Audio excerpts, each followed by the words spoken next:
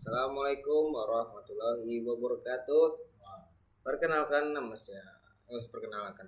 Langsung aja, nama saya Altab Zabrani Ismail dengan PM 2417053003. Ya, di sini kita kembali lagi dan di sini saya akan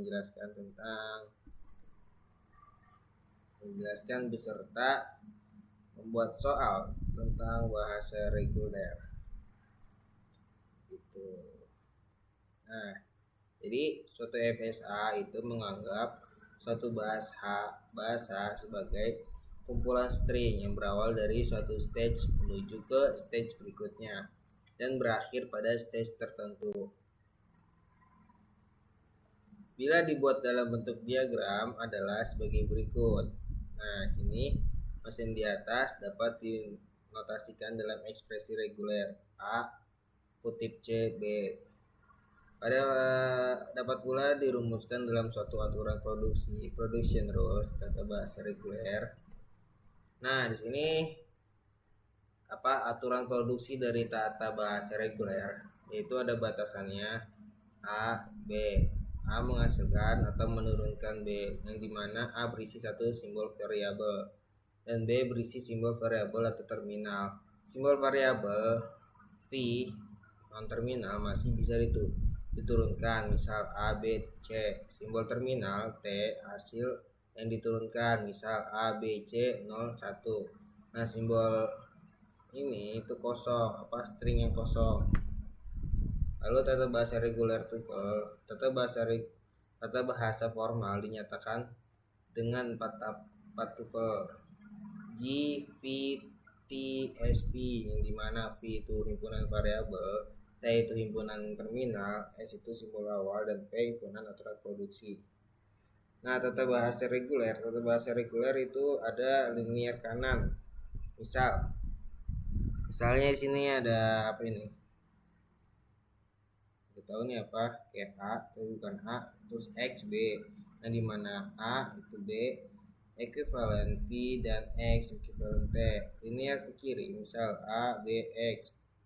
Yang dimana A itu B, V, dan X itu T. Nah, di sini contoh rumus dari aturan produksi dari suatu FSA. Ini contoh yang pertama. Lalu ada perancangan FSA dari suatu produksi. Nah, gimana sih caranya kita mengkonversi RG dan FSA? Kita tanya aja ke GPT. Apa itu RG ke FSA dalam teori bahasa otomata?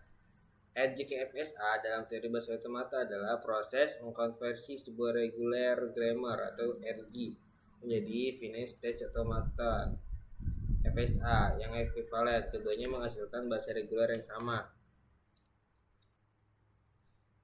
Nah,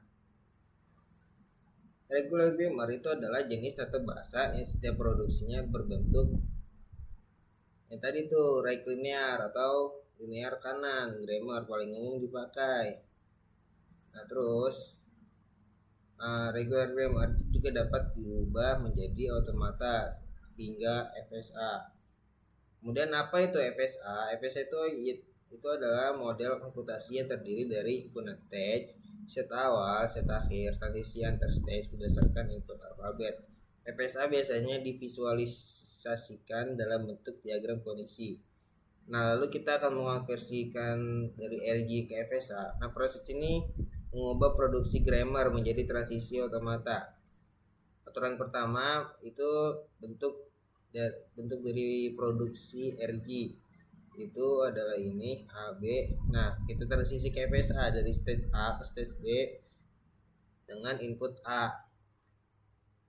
Lalu A menjadi A dari stage A ke stage akhir F dengan input A. Contohnya diberikan regular grammar. Nah, langkah konversi ke FSA, langkah pertama itu S menjadi AA.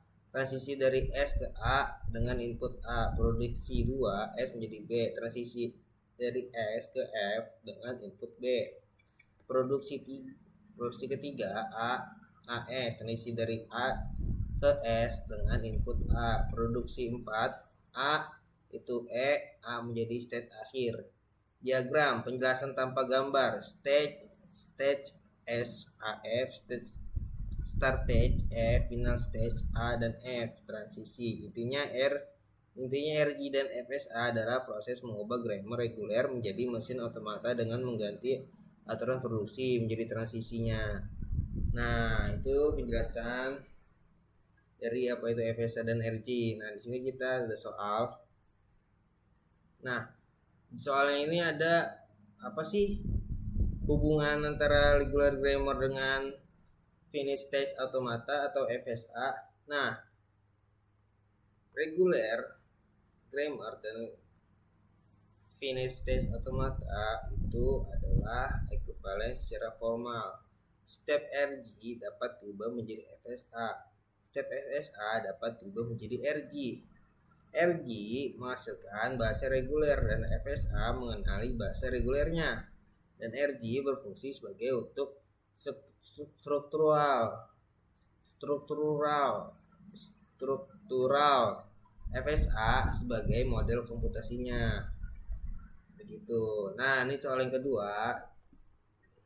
Disuruh kita berdirikan penjelasan konsep pohon penurunan, parse tree, dan fungsi dalam teori bahasa otomata.